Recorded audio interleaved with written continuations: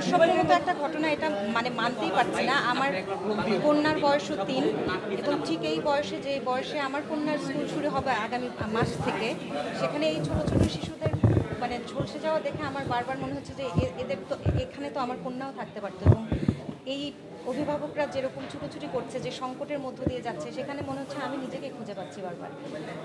গত ২-৩ রাত একদম ঘুমাতে পারছি না এবং আমি জানি না যে এই দুঃস্বপ্ন থেকে সে পরিবারগুলো কী করে বেরিয়ে আসবে। সৃষ্টিকর্তা তাদেরকে ধৈর্য দিন এবং শিশুগুলোর জীবনটা সহজ করে দিন, এটুকুই বলতে পারি। মাঝে মাঝে আমার মনে হয় আমাদের উপরে মানে সৃষ্টিকর্তা খুব অসন্তুষ্ট, কারণ এই যে মানবিকতা চলে গেছে আমাদের ভিতর থেকে। আমরা দেখছিলাম যে রিক্সাওয়ালারা কিংবা সিএনজিওয়ালারা আহত বা মৃত্যুপ্রায় শিশুগুলোকে দাম মানে বাড়তি ভাড়া চেয়ে নিচ্ছে না। এই মনুষ্যত্বের যে একটা পতন আমাদের ভিতরে, আমার মনে হয় আমরা একটা অভিশপ্ত জাতি এবং এই কারণে আমাদের উপরে এত দুর্যোগ, এত কিছু, এরকম অস্বাভাবিক দুর্ঘটনা বাংলাদেশের ইতিহাসে আর তো কখনো ঘটেনি। মানে শিশুদের স্কুলে, শিক্ষা প্রতিষ্ঠানে প্লেন ঢুকে যাওয়ার মতন অস্বাভাবিক ঘটনা আমার বলতে গিয়েও গায়ে কাটা দিচ্ছে। আমরা মানুষ হিসেবে এত মানে নষ্ট হয়ে গেছি, পচন ধরেছে আমাদের ভেতরে, সম্ভবত এই কারণেই এত দুর্যোগ, এত কিছু। সত্যি বলতে যখন প্রথম সামাজিক যোগাযোগ মাধ্যমে দুর্ঘটনার খবরটা শুনতে পাই, তখন এটা যে এতটা ভয়াবহ রূপ নেবে সেটা ধারণা করতে পারিনি। বান্ডেল থাকলে প্রতি সেনমানিতে টাকা বাঁচবে।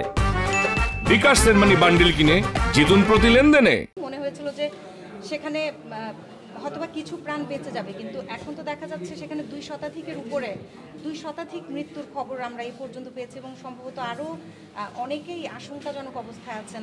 সবচেয়ে বড় কথা, যে শিশুদের আমরা এত যত্নে, যে মা বাবা এত যত্নে লালন পালন করেন, একটা ফুলের টোকাও আমরা দিই না, সেখানে এই মৃত্যুর মানে এই তীব্র যন্ত্রণা, এই পোড়া কষ্ট কী করে তারা সহ্য করছে জানি না। মানে সেই জায়গায় নিজেকে একবার দাঁড় করালে তো গায়ে কাঁটা দেয়। পৃথিবীর সব দেশে স্কুল বা শিশুদের জায়গাকে, শিক্ষা প্রতিষ্ঠানকে সর্বাধিক অগ্রাধিকার দেওয়া হয়। যেখানে আশপাশে হর্ন পর্যন্ত বাজানো নিষিদ্ধ থাকে, সেখানে হর্ন বাজালে জরিমানা হয় বড় অঙ্কের। অথচ আমাদের রাষ্ট্র ব্যবস্থা এমন একটা অবকাঠামোর মধ্যে আমরা থাকি, যেখানে জনবহুল শুধু নয়, শিক্ষা প্রতিষ্ঠানের উপর দিয়ে প্লেন উড়ে গেল এবং সেটা বিধ্বস্ত হলো। জানি না এই দায় কার। দীর্ঘ বছরের হয়তো বা জমে থাকা যা কিছু অসঙ্গতি, সেগুলোরই বহিঃপ্রকাশ দেখতে পাচ্ছি।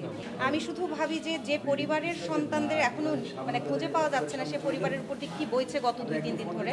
আমি বিশ্বাস করি যে প্রশাসন এ ব্যাপারে সর্বোচ্চ সহানুভূতি হবেন এবং সঠিক তথ্যটি পরিবারের কাছে দেবেন। আমি শুধু সঙ্গীত শিল্পী হিসেবে নয়, আমি যদি সাধারণ নাগরিক হিসেবেও চিন্তা করি, তাহলে এটা একটা অবান্তর একটা ব্যাপার যে এরকম একটা দুর্ঘটনার পরে লাশের সংখ্যা নিয়ে দ্বিধা বিভক্তি তৈরি হয়েছে। এটা হবার তো কথা নয় এবং এতে করে কার লাভ হবে আমি সেটাও জানি না। একটা দুর্ঘটনা ঘটেছে, সেখানে অনেক হতাহতের ঘটনা ঘটছে আমরা দেখতে পাচ্ছি এবং সেটাই খুব যৌক্তিক এবং বৈজ্ঞানিক মনে হচ্ছে আমার কাছে, যে একটা ভবন বিধ্বস্ত হয়ে যাওয়ার পরে সেখানে তো বেঁচে ফিরে আসাটাই বরং অলৌকিক ঘটনা। কেন সংখ্যা নিয়ে এই ধোঁয়াশা তৈরি হয়েছে সেটা জানি না, তবে এটার প্রকৃত তথ্যটা জনগণের কাছে প্রকাশিত হলে মনে হয় ভালো হয়।